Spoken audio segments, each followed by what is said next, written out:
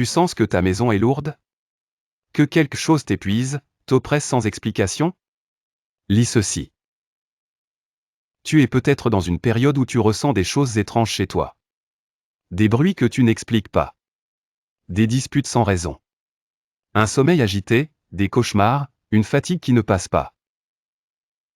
Une sensation de froid, de malaise, comme si l'air était chargé.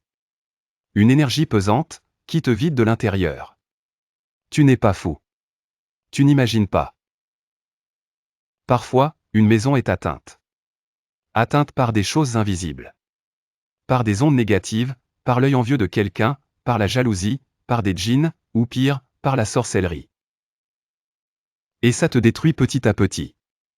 Lentement. Mais il y a des solutions. Et tu peux reprendre le contrôle.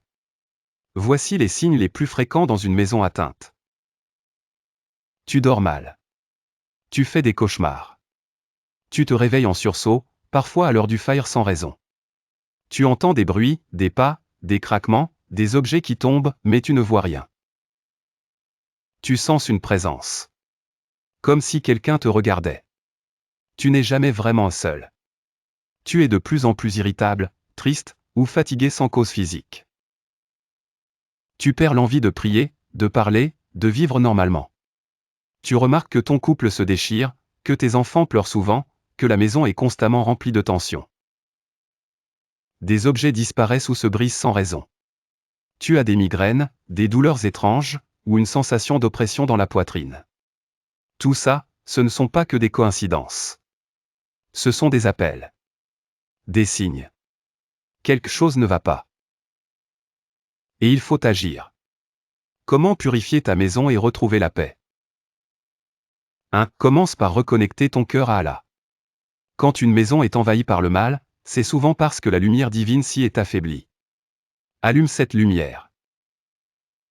Fais tes ablutions, même si tu ne fais pas encore toutes les prières. Reste en état de pureté. Lis ou écoute le Coran dans la maison. En particulier la sourate Al-Baqarah. Elle repousse les djinns.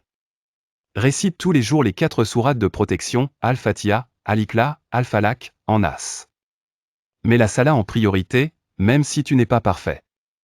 Fais ce que tu peux. Allah regarde les efforts. 2. Fais sortir les mauvaises énergies. Ouvre toutes les fenêtres au lever du jour. L'air doit circuler. Les énergies doivent bouger. Récite des invocations ou laisse jouer une sourate, idéalement Al-Baqarah tous les 2 jours en entier.